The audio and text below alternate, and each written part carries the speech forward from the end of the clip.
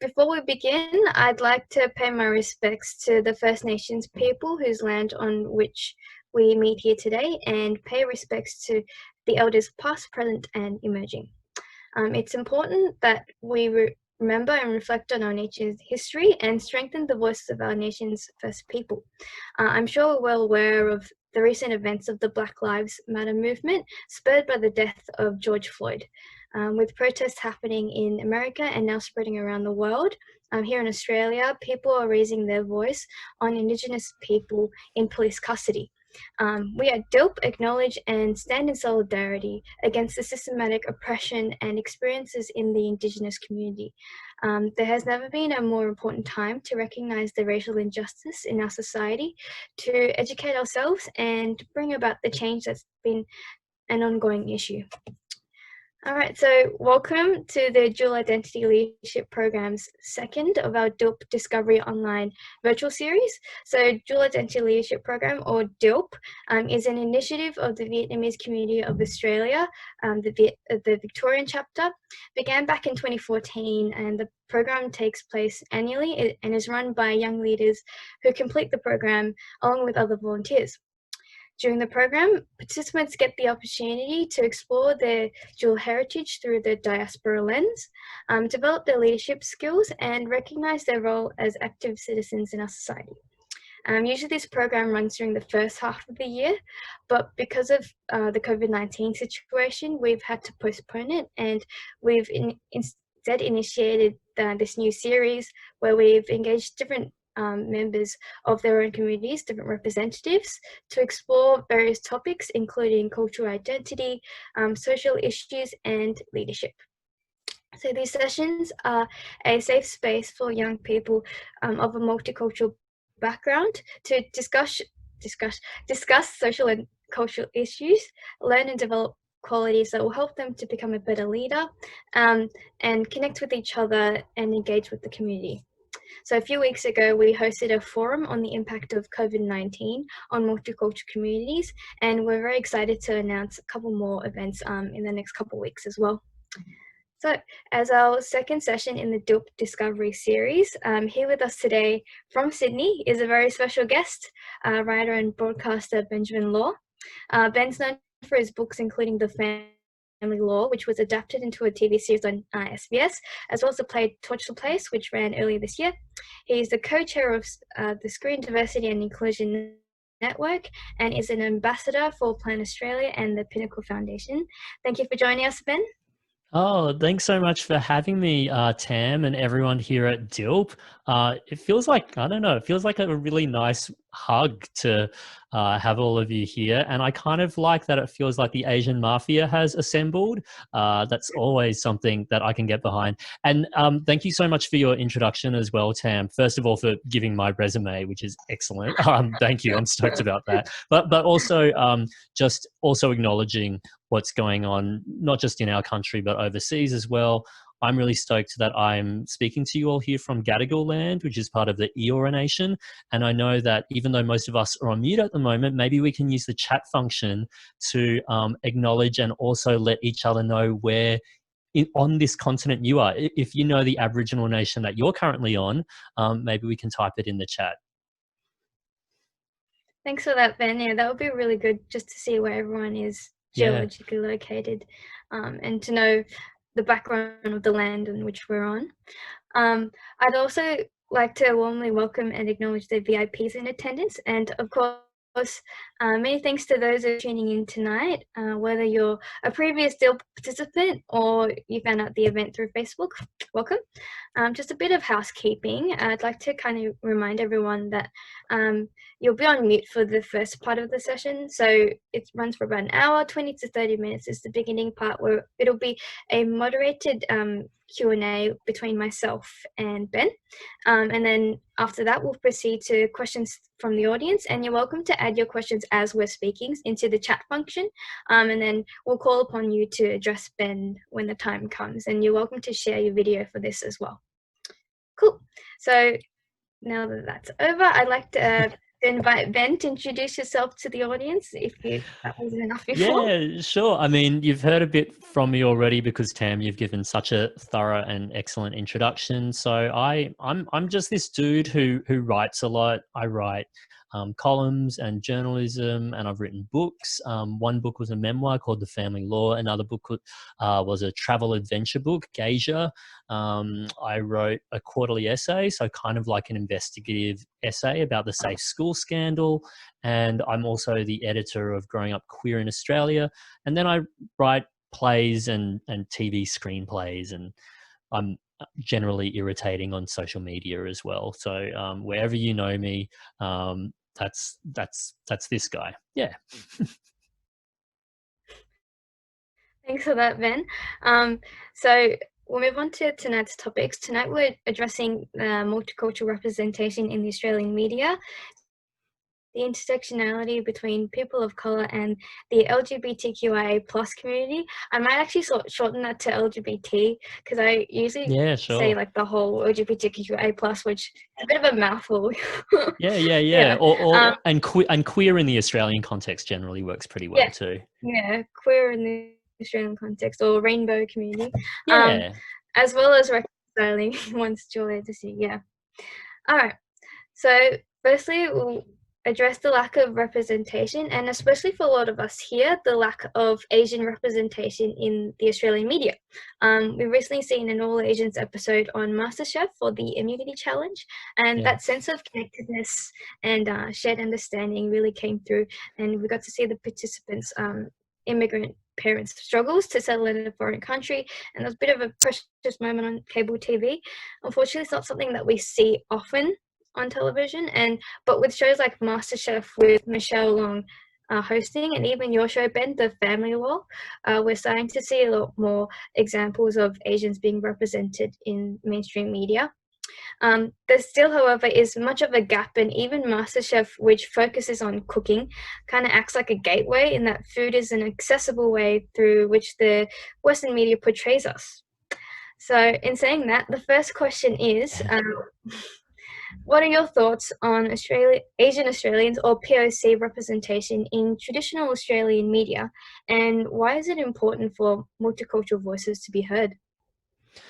Gosh, there's so much that I want to say, and maybe I can go macro before I go micro. I guess on a macro perspective, these conversations about diversity and inclusion often sound very cosmetic, right? Like put more brown faces, put more Asian faces, put more Aboriginal people on screen.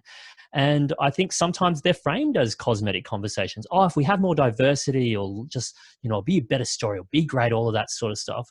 And I mean, I'm kind of at the point where I really almost want to use more strong language. I think maybe it is, my Asian background where I want to be meek and diplomatic, and I don't want to ruffle feathers. But I'm actually at the stage where I'm like, this is not a cosmetic conversation. This is about structural exclusion.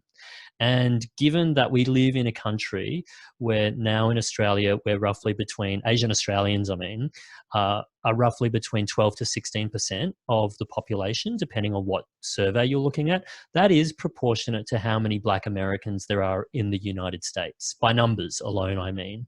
And when you think of Black representation on screen in the US, and you think of Asian representation here, we don't come anywhere close. And even in the United States, of course, they're still having necessary, complicated discussions about Black representation on screen. It's not necessarily like they're a paragon of exactly where representation should be. So I think we're starting at a really huge disadvantage there. So that's the macro conversation. It's about the fact that voices, faces, and contributions are excluded from a really important conversation. I mean, I'm part of the world of arts, media, and pop culture, I guess.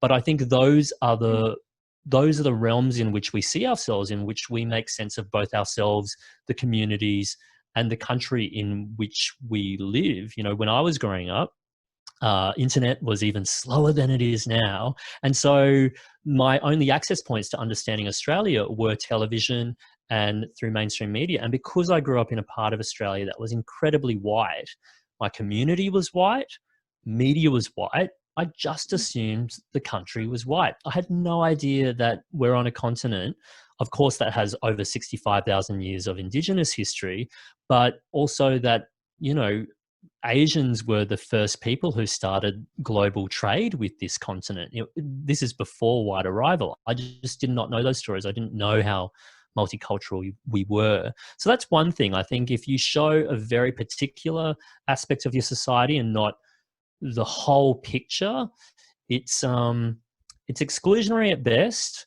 and sometimes it can veer towards a kind of propaganda at worst, in terms of like, what story are we telling and who wants to uphold those stories and what is their agenda. So it can be sometimes, you know, between, on one end it's just benign neglect, and on the other end it's kind of nefarious white supremacist horror. How do I feel about MasterChef? Very good this season. It's I have to say, Melissa Leong, someone that I've followed before MasterChef, I just think she's such an incredible talent. A lot of people in Sydney especially just think she's the bee's knees because she's been big in the food scene here for a while. But also it was long overdue, and to have that kind of representation on screen is really heartening, to see our cuisines, you know, showcase that Asian Australians are not a monolith. The fact that we have people from Vietnamese background, Chinese, Malaysian background, Mauritian Chinese background, and the fact that all of these places are different, the cultures are different. You blend that with Australia, you get something different again, is really important.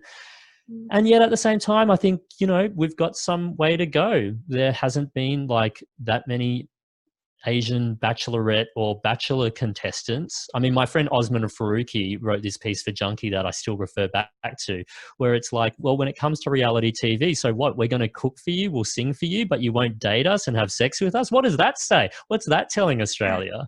So I think we're getting better. Reality TV, especially with talent shows like MasterChef and you know, say what is it, the X Factor or The Voice or whatever, they've been quite good at showcasing multiculturalism. Scripted work like drama and comedy still has some way to go. I think we're getting better, but I don't think we're in any position to be self-congratulatory.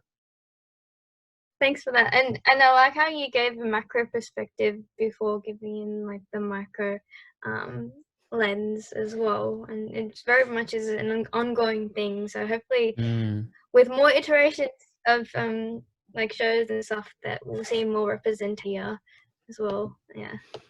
Yeah, As well. and I think one of the ways to do that is the gatekeepers also need to change, you know, like the producers, the networks and all of that stuff. We might be getting more diversity on screens, but we don't have as much of that diversity in leadership. And when I talk to people in most industries, like say medicine or law, like a lot of us, people who look like us, are working in medicine and law, but they're not necessarily the bosses, the gatekeepers, the judges.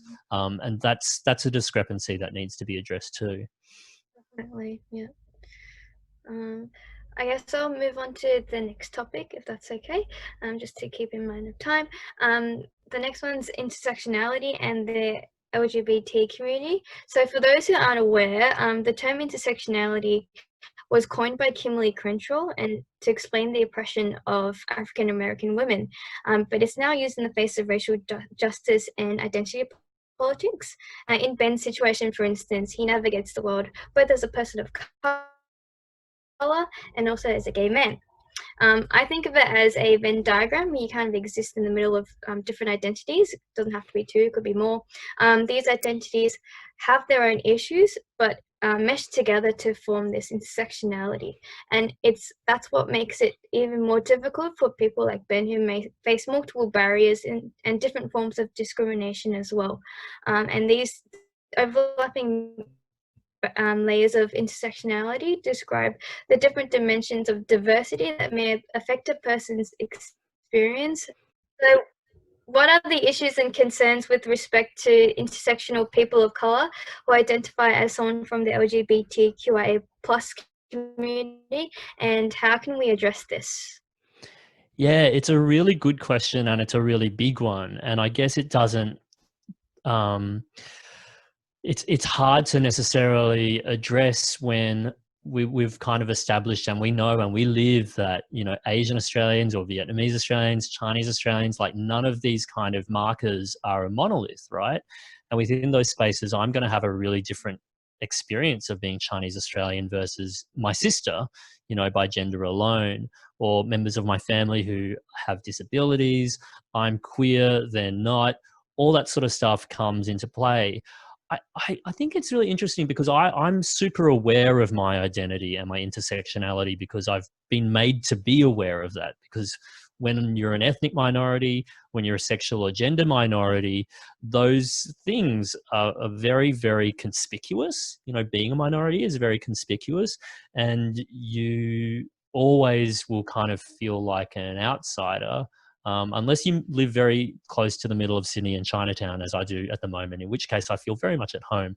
Uh, but at the same time, you know, everyone occupies intersectionalities, right? You know, like if you are a white woman, say, you might not necessarily think about those markers of identity, but you are white, and that does come with cultural traits and cultural heritages and privileges, and as does being a woman. I just think that we're not necessarily trained to think about whiteness as a cultural concept, or we're not necessarily think about heterosexuality and what actually heterosexuality means. Whereas, you know, I one of the things that I try to be in the practice of, especially after writing The Family Law, because our executive producer is Tony Ayres. And like me, he's a gay dude. Like me, he is a Chinese Australian dude. And he always said, look, if one of the things that you'll see often and often in Australian TV scripts is people pointing out ethnicity, sexuality, and all of that stuff. If you're going to do it to one person, you have to do it to everyone. And I know that a lot of white men, especially, get really up in arms about being called a white man. It's like the most slanderous pejorative that you could possibly call them. And I'm like, look, I'm an Asian dude. Like, none of that is a slur. Like, I am an Asian dude. But you've got to understand that if you're going to see these markers on me, then you need to acknowledge them in yourself, and you need to interrogate what that means, because when you're a minority and you've got those minority markers on you, you are forced to, whether you like it or not, interrogate, explore, deconstruct all of those different aspects of yourself. I'm not sure if that answers your question, Tam. I'm just riffing, but yeah, I think intersectionality needs to go all ways. If it can't just be a one-way conversation. Yeah, very true. I guess another thing that we could think about is within the family as well, where yeah, people might not understand Yeah. LGBT. There was a bit of a lag between our internet connections, I think. But what you were saying, Tam, reminded me that when I was editing growing up Asian in Australia, we had two female contributors who ostensibly should have had similar stories, right? Like they were both young Vietnamese Australian women. But when you read these stories, they couldn't be further apart in many, many ways. And they, as much as they share cultural heritage and cultural experiences, you know, one contributor had a really interesting kind of slow coming out process with her bisexuality with her Vietnamese Australian family. Like so many Asian Australian families generally, sexuality is kind of taboo in some ways, but often it's just more of a silence. You know, you just don't talk to your parents about that sort of stuff. Even if you're in a heterosexual relationship, you might not necessarily disclose those details to your parents, right? And so her story was really this slow burn. And then we had another story by another Vietnamese Australian woman, and her story was so different in that there was that silence, yes, but it manifested as her having to come out over and over and over again as a queer woman, and it finally finished with her mother saying, if you ever try to have this conversation with me again, I'll kill myself.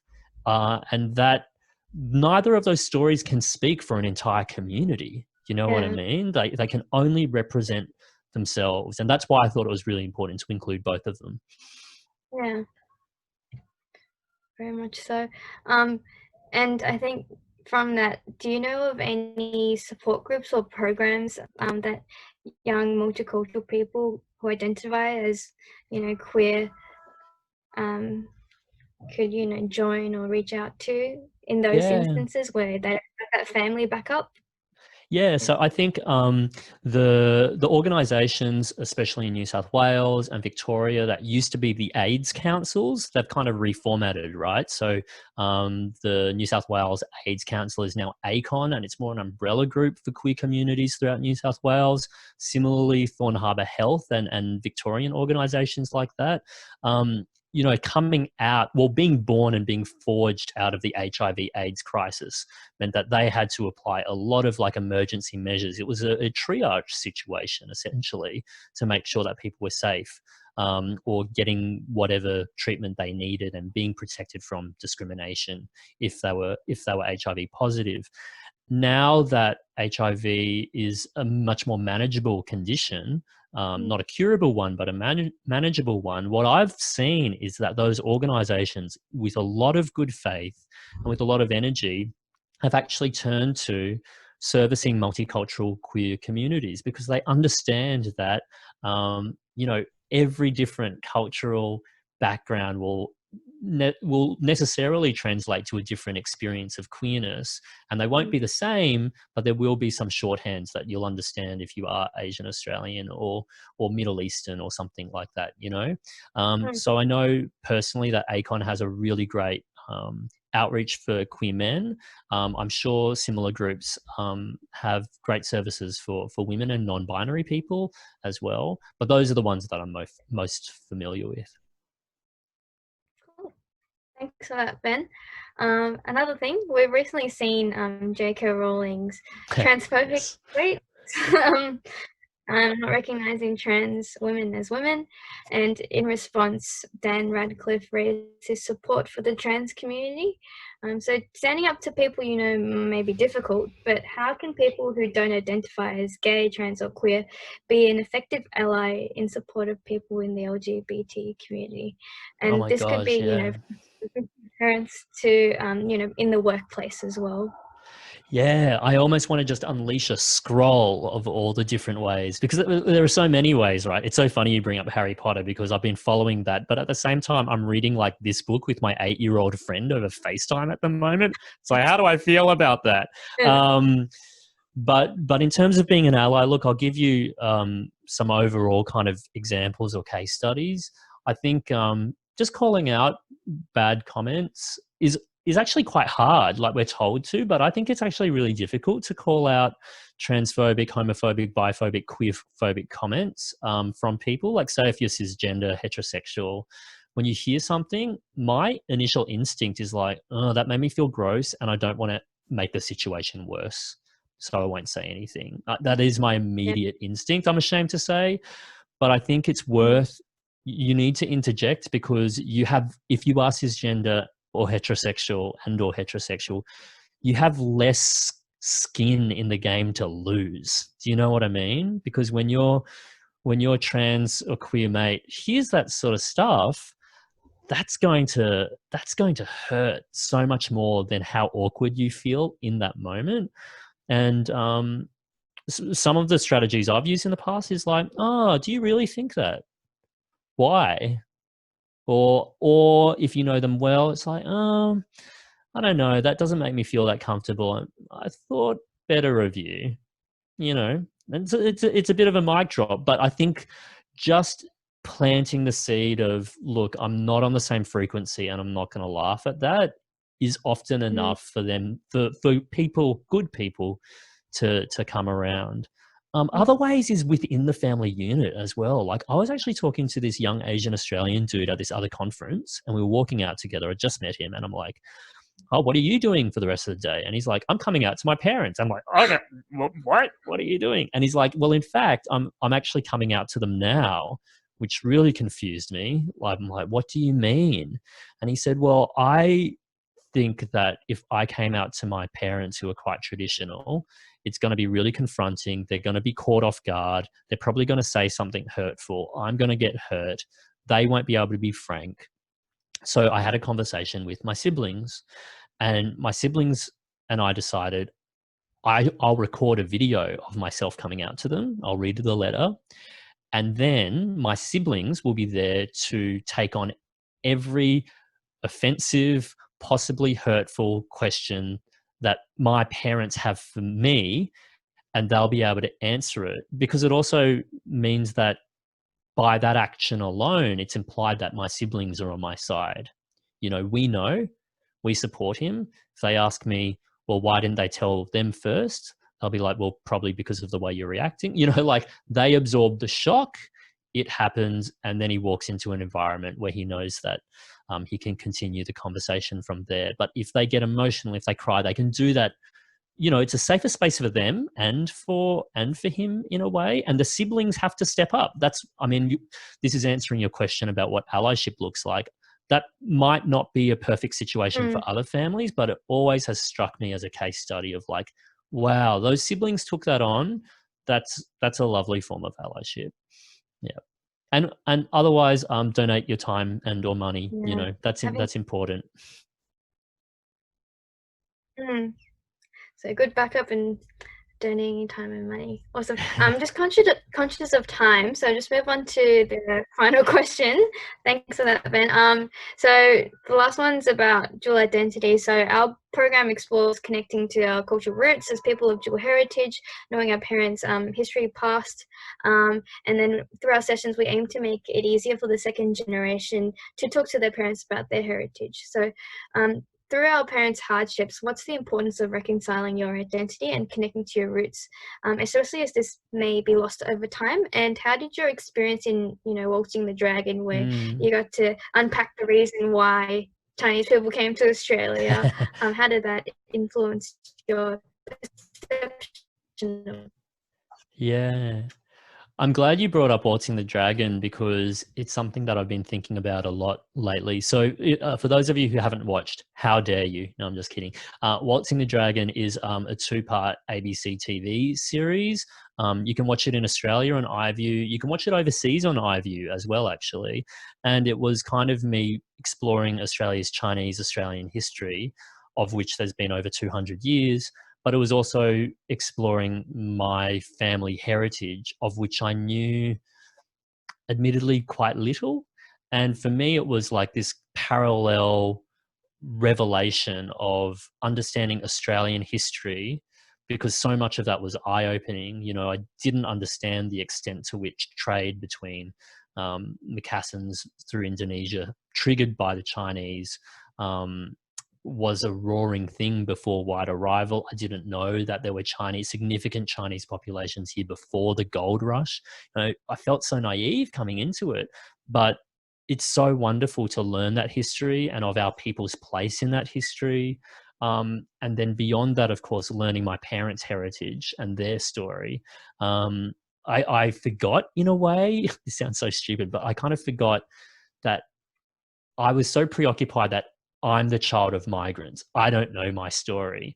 But my mum's also the child of migrants. You know, she's Chinese Malaysian, and she is ethnically Chinese, grew up in a place that her parents did not grow up in, and had never been to southern China. She knew nothing about her roots, which is why we get so drunk and emotional by the end of episode 1.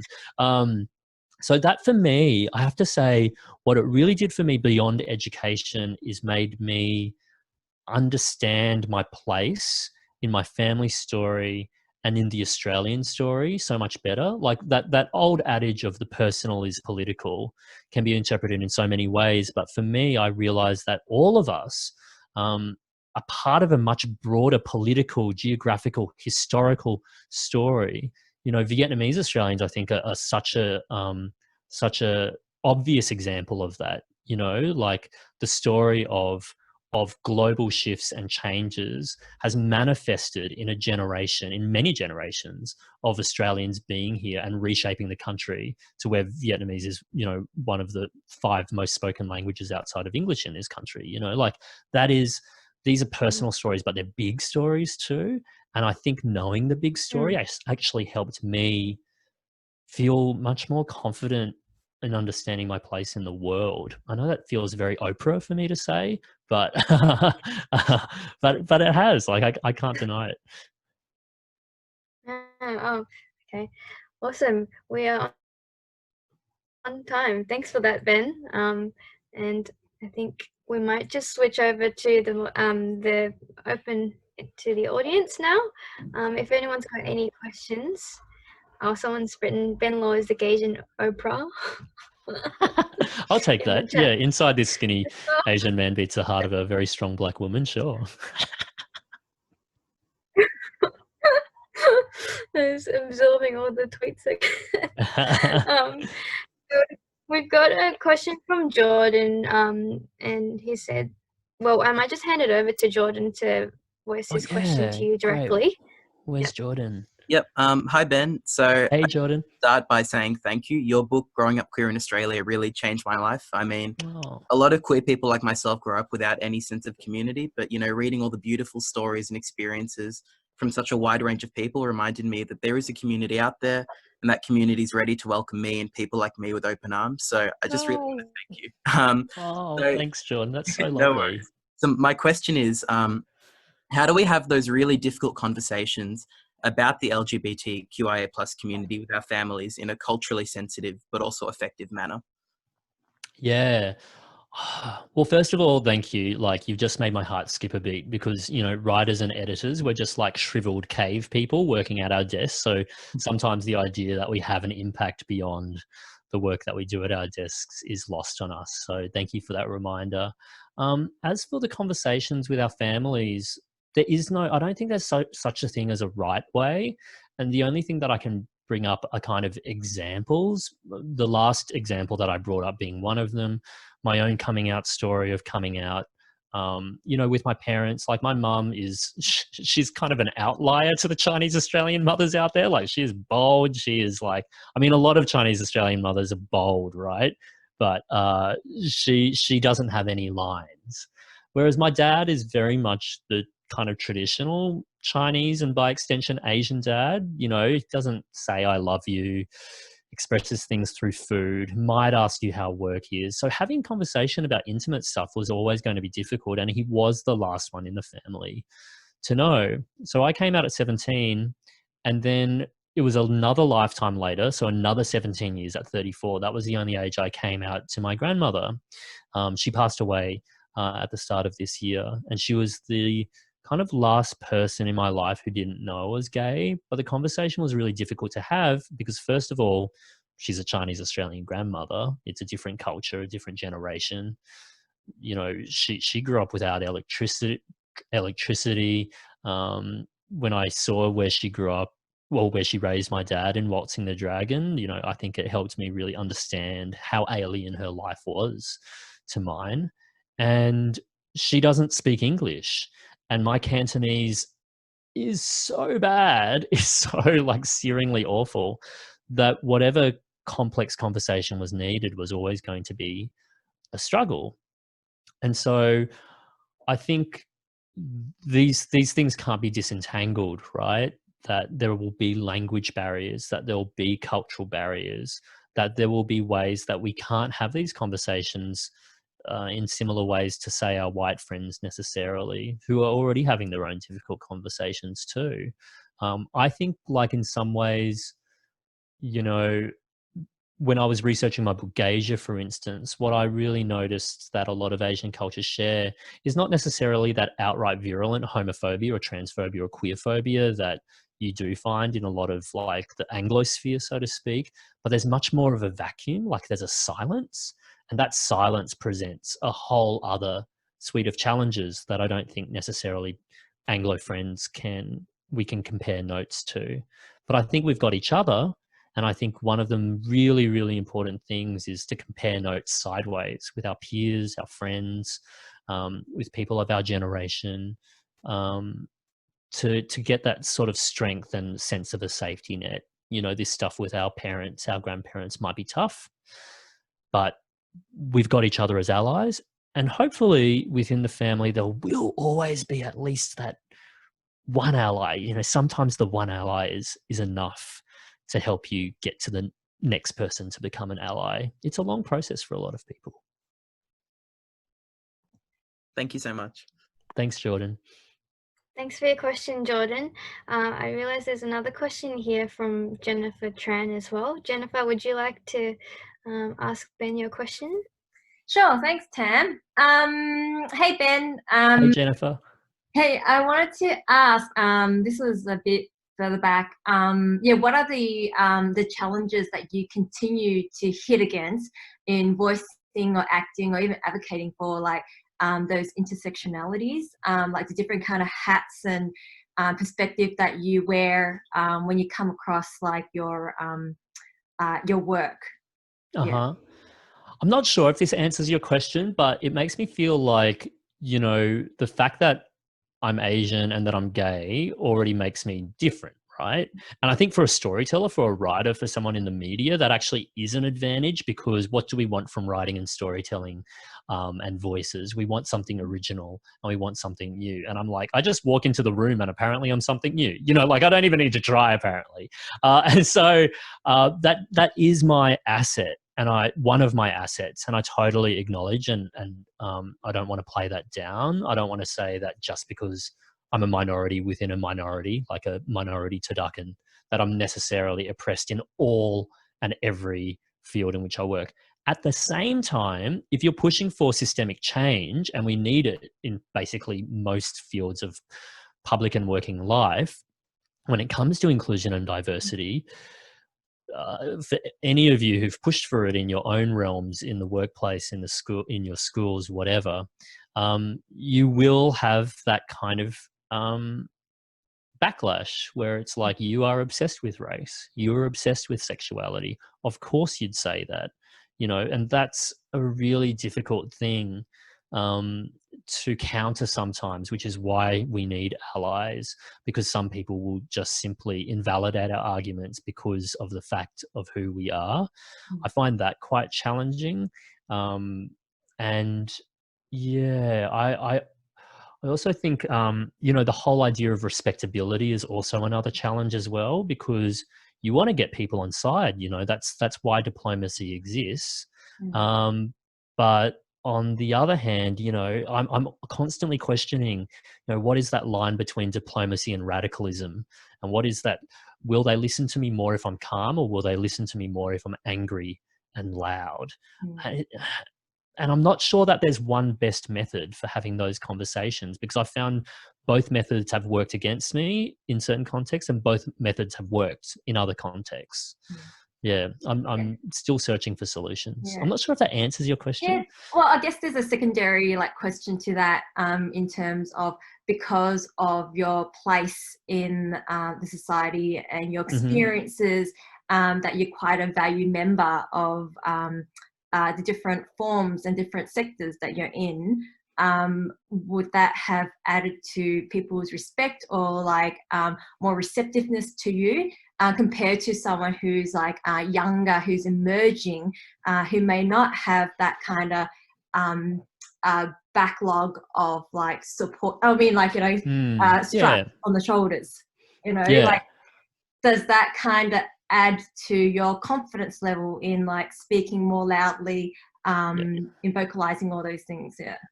Totally. Like, I'm not going to lie, like I wield my Twitter followers like a weapon sometimes, you know what I mean? And it was really instructive with all these conversations, Black Lives Matter, inclusivity in the media, for instance, where younger members of the ABC, for instance, where I work, are starting to call other parts of the ABC out.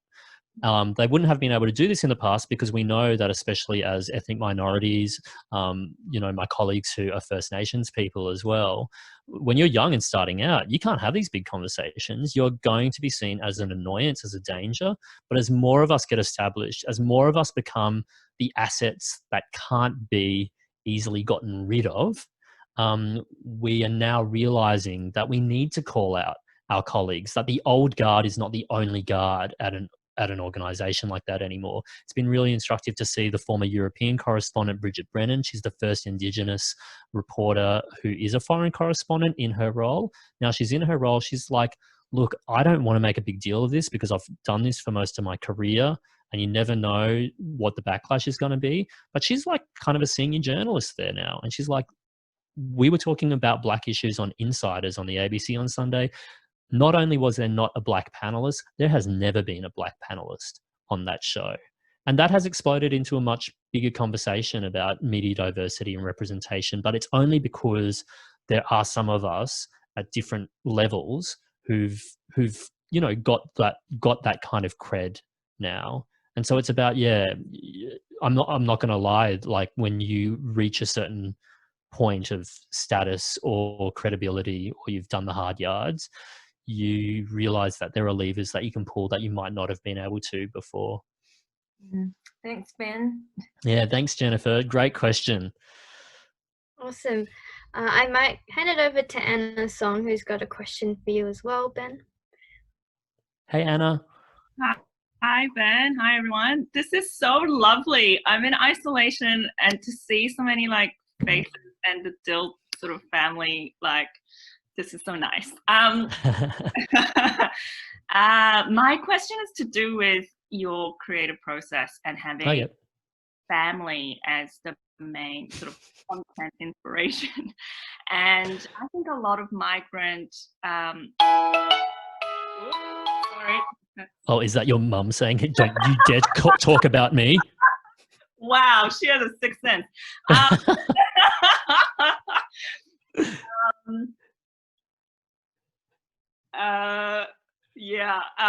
Because I think we do have amazing material. I think migrant families, and you know, speaking from my experience, my family gives me great material. And I'm currently in a process of doing some writing, and my family, I think, I mean, they have expressed their support for a creative nonfiction memoir type written work when I started. And just very recently, when I gave it to a couple of people to have a read through, and I told Mum, oh, guess what, Mum? One of them cried reading the thing. And I mean, I thought that was like a good thing that it had a response.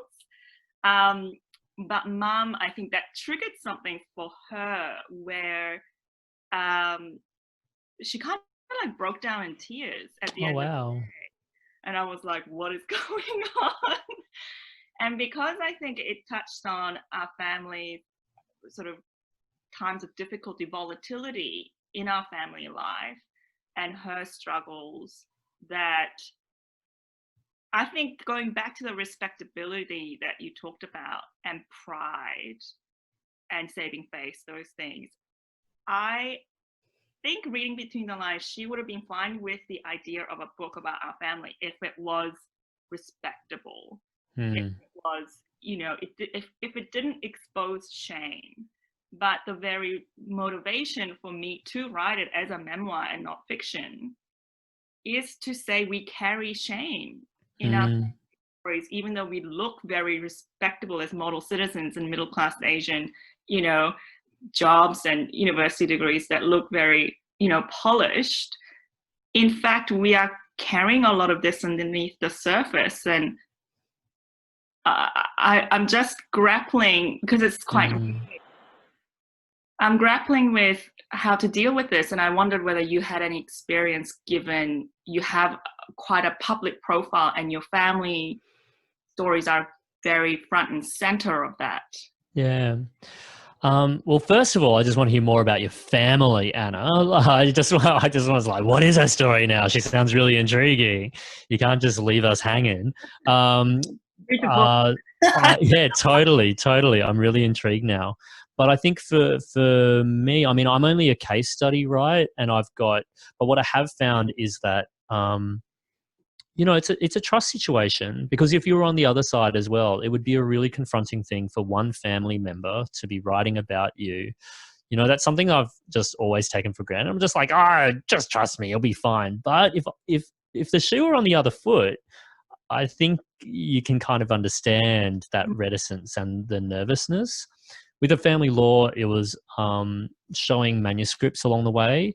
With a family law TV show, it's showing them scripts along the way, and also including them in the process. You know, like there's a reason why my family made cameo appearances in every season, because we had them on set. We wanted them to be a part of it. We didn't want the thing to be a mystery. But when you're writing prose, when you're writing words, Anna, one of the pieces of advice I give to students when I teach is, I think it was Stephen King who said it actually, where you need to write with the door closed. That's the first thing. You need to write because no one else is seeing it. And you need to write it exactly like you want it to be. Because if you worry too much about what it's going to be like in the real world, you're going to compromise the story that you want to tell. But you've got to edit with the door open. Because, you know, this is a story that is going to exist in the real world, and there'll be different kinds of reactions. Like, say you've got a family member who reads it in the privacy of their own bedroom, they might be really, really fine with it. And then you do a public reading at a book launch and they're like, oh my God, I'm freaking out and having a panic attack. Or it might be the reverse. They might be reading it and they're like, oh, I'm not sure the public should see this. And then they see you do a reading in public and they are so proud of you and they're so moved that you were sharing what they thought was a source of shame, and it's resonating with other people. So I'm not sure if this is helpful, because essentially what I'm saying is they can react in any way. But what I do think is that transparency is really key in all of this. And unfortunately, we do have to kind of measure our creative ambition and goals with what that looks like once the chemical reactions start happening in real life with people as well. But I also find that the creative process is an opportunity to have discussions that you wouldn't have otherwise had with your family. The working out, the things that you might see as blocks to telling the story how you want to tell it, they might actually inform how you should tell the story from then on, because you might actually write about the reaction that your mum or your auntie had, and that brings up another dimension to the story that you didn't anticipate.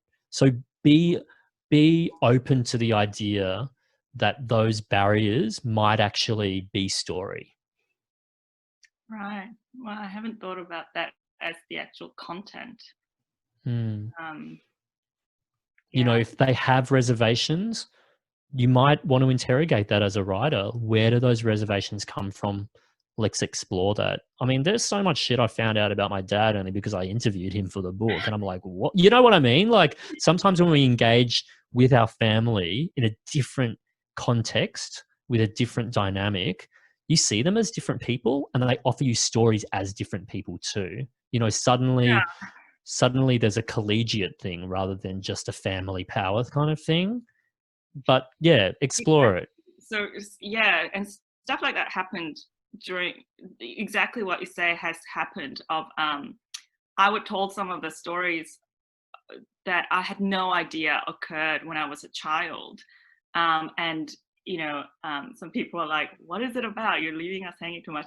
And the storyline does have elements to do with my father's bankruptcy and my parents' divorce. And there's one specific chapter where I was a child and my mother contemplated suicide, I'm pretty sure, that night. And it's about the family dynamic when it goes through the quite severe volatility in the context of migration, in the context of the role of the father and the mother, breadwinner in the house, you know, housewife, like all of that gets rejiggled. But I think even as a vehicle to talk amongst your family, it was a good one, because to see a member of your family as a character really opened up conversations I didn't anticipate. But at the same time, in some ways, the advice you give me, I think I should brace myself for a long ride, because it doesn't seem like there is a sort of easy formula, so to speak. So there's no flow chart necessarily, and that's because all of us are complex and every family is so specific. Yeah. Thank you for that. I actually just moved to the next. Thank you, guys. Jessie Lou, did you want to share your question with Ben? Yeah, hey Ben. Hey Jessie. Echo. I think like everyone here is like a big fan of your work and loves growing up queer in Australia, and you know, watch your play and everything like that. But anyway, I joined a bit late, so I'm not sure if you've covered this, but what's your view on the role that the Asian community, in particular, you know, who you're speaking to today, so the youth and second generation, has to play in the broader Black Lives Matter movement? And also perhaps you could touch on tackling anti-Blackness in our own communities, whether that be overt or subtle. And also, I guess, in conversations I've had, trying to do that whilst ensuring not to erase Black Asians in that process. So I hope that makes sense.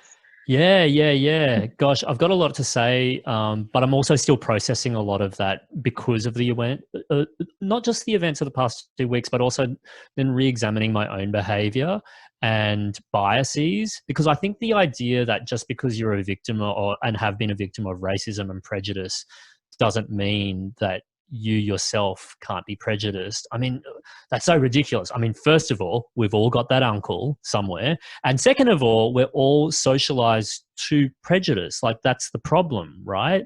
And I think the best kind of thing that we all need to do is to be more aware and actively interrogate what those biases and prejudices are and what we want to do about them. It's one of those constant refrains that keeps coming up in these conversations about Black Lives Matter, about Aboriginal deaths in custody, about, anti-Asian coronavirus racism, all that sort of stuff. Is it's not enough to be not racist. You have to be actively anti-racist. And then if we accept that, the next part of the question is, well, what does that even look like? I mean, just building on your point, Jesse, it reminds me of that really kind of, I mean, in some ways I want to say it's devastating, but in another way it's not surprising. That study that shows that 3 in 4 Australians, when that surveyed over the past 10 years, thousands of Australians have been surveyed, have shown to have anti-Indigenous bias. And that's subliminal and it's overt, both simultaneously. And the most of that prejudice is shown in white Australians, but then South and Southeast Asians comes pretty close. And we might not even necessarily think of ourselves, but if we put ourselves through that test where images flash up on a screen and you have to think before your active mind can even think what you think about these people, it will show that most of us, statistically, have these biases. Now, how do we start to deconstruct that? I mean, one of the things that I have to acknowledge is that, like, it turns out the majority of Australians, I didn't grow up around Indigenous people, so this has been an ongoing education that I've recognised that I have lost, like a lot of non-Indigenous Australians and even Indigenous Australians being disconnected from their heritage from a really young age. And then, of course, it's also an education that we need to have about African diaspora too, Black Australians who aren't Indigenous, and also recognising, like you say, the anti-Blackness that exists in Asian communities. Asian Australians are discriminated against, but we discriminate, and it's argued, and I think it's a pretty convincing argument, that we do benefit from being seen as a model minority, right? Like, we're seen as like, oh, they're the good ones because they feed us and they get A's. Yes, they take our baby milk formula, but they get A's and they feed us. And we need to resist that shit as well, because, like, I think often we bathe ourselves in other people's approval. And it's just like, well, actually, you can't have it both ways. You can't say that the Asians are the good ones and the Black people are the bad ones, because it's another form of, like, what are you going to say next? What hideous generalization, positive or negative, is going to come off the back of that? And I think it's something that we need to call out in our own communities, especially in our own families. Like, I think you made the point, Jesse, that say we came here as young migrants, or we're second generation, like our parents were migrants and we were born here. We do occupy a slightly different cultural space to our parents in that way. I've spoken about this with my parents. They are like, look, racism wasn't really on my radar. Yeah, I thought Pauline Hanson was an idiot, but it wasn't really my main concern. My main concern was making sure that you all went through school and you graduated, and that we weren't poor, and that you were fed, and that you weren't on drugs, and ta-da. You had the luxury. You were born here. It's more important to you. I support you in that, but you're more aware of it because, I think we're raised to be happily more entitled too. And I think we've got to carry that torch for other people who are discriminated against. Sorry, that was me waxing lyrical, Jesse, but I think you raised a really good point. I hope I've answered some of those questions in some way. Sanaway, did you want to share your question to Ben? Yeah, sure. Hi, Ben. Am I cutting off? So about your remarks about how it's hard for queer Asians to compare notes with white peers and how we need to compare them with each other. Queer people often learn about queer culture and stories through media and rep, and that helps to equip them with tools to navigate queer life and conversations with family. So what specific methods can we use to create more queer Asian rep and dialogues that can reach people who need it, especially like Asians who are questioning? So was it rep or hi Sana, by the way, good to see you again. But so I think I missed a bit of your question. Queer, what were you asking? Queer representation or something else? Yeah, well, it's just like queer Asian stories in the media, such that like queer Asians can have those stories and know how to navigate like our own experiences, which are very different from the white queer stories that we see. Yeah. Look, Family Law season 3 was all about the character of Ben's coming out as gay. It was the first teen coming out story, not just the first teen Asian Australian coming out story in Australia. So we were breaking new ground in a lot of different ways. And you know, like both things can be true, right? At the same time, we wanted to make sure that we were representing like an Asian Australian kids coming out. And at the same time, we didn't want this character to stand in for everyone's experiences because that's not a burden that anyone should necessarily bear. But it was important to see that face and to see his parents' faces, you know, all of that sort of stuff. In terms of how to achieve that more, well, the way that I did it is I joked about forming an Asian mafia with you all at the start, but that's actually how we got that TV show made. You know, Tony Ayres, our executive producer, Debbie Lee, our other executive producer, it's no accident that they're Chinese Australian. Like this show would not have been made without these people who came of age in the Australian television and screen industries at a time where it was far more white, far more monocultural, far more exclusionary, and then they became the gatekeepers and they're taking people along with them. And I suppose the moral of that story is to find those elders and allies who've been through this shit. They might not necessarily even be Asian Australian. Like, for instance, Sally Riley, who's the head of scripted television at ABC, she's the first Indigenous woman in that role.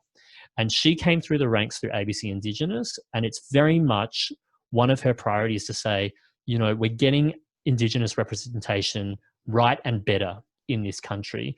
And now it's our responsibility to take everyone else along for the ride too. You know, you find those elders, you find the people who've done the hard yards, who've dug through the shit, and they're actually calling the shots now.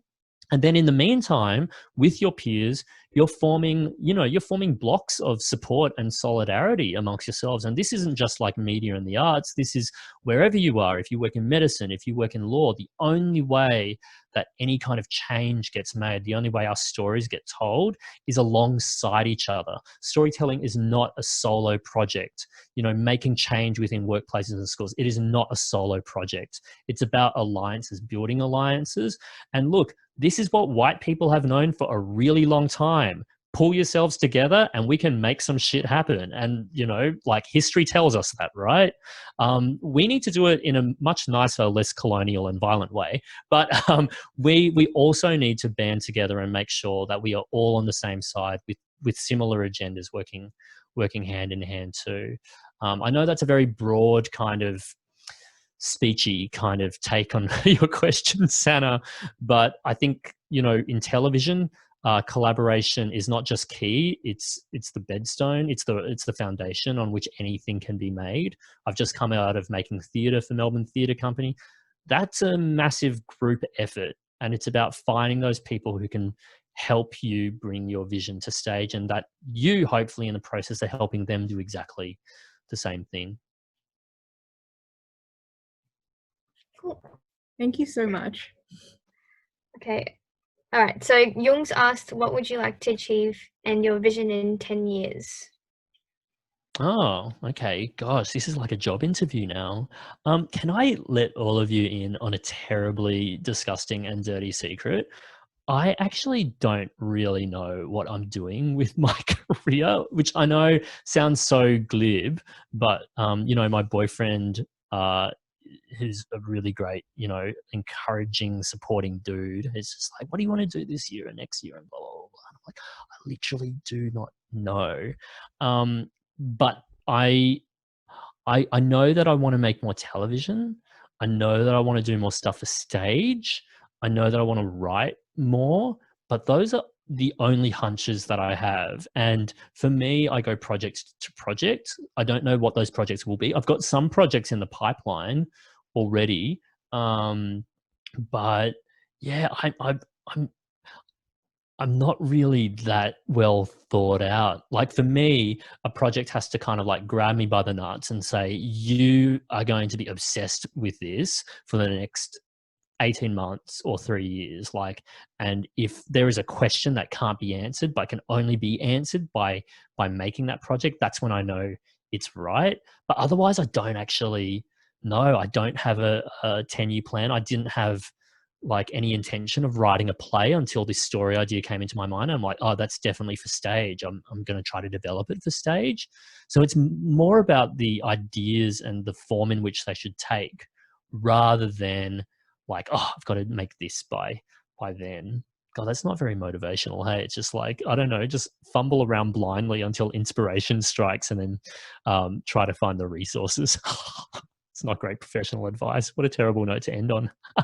You could cover up your inspiration, with what's your proudest moment. Someone's asked if your proudest moment to date. Maybe you could change that. Oh, that's nice. I have to say, one of my proudest moments, well, opening night of the play was really, really great. The first time that The Family Law went on television, broadcast television, was pretty amazing.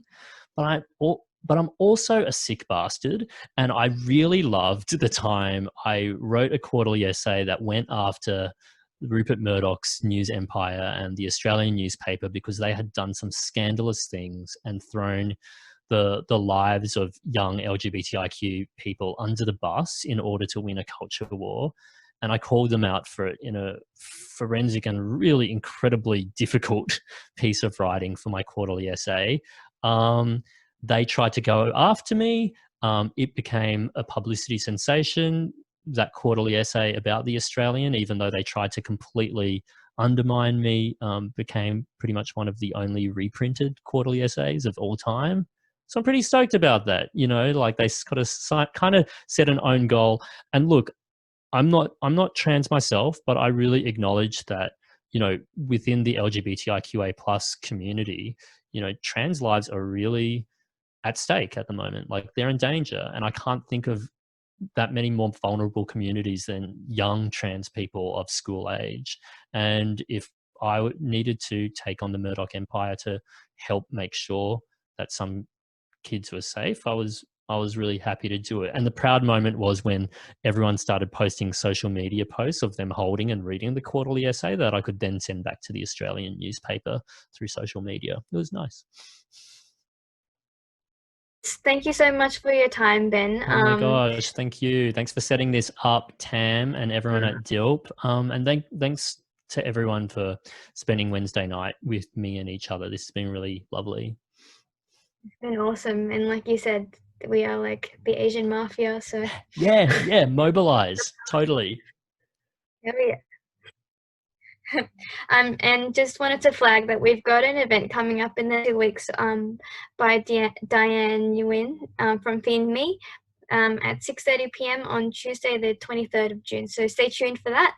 Otherwise, thank you all so much. It was a really nice discussion happening in the chat as well, with very nice people sharing stuff, and yeah, I like the support. Anyway, thank you all. Stay safe, stay warm, and have a lovely evening. Thanks, everyone. Happy dinner. See you again. See ya. Have a good night.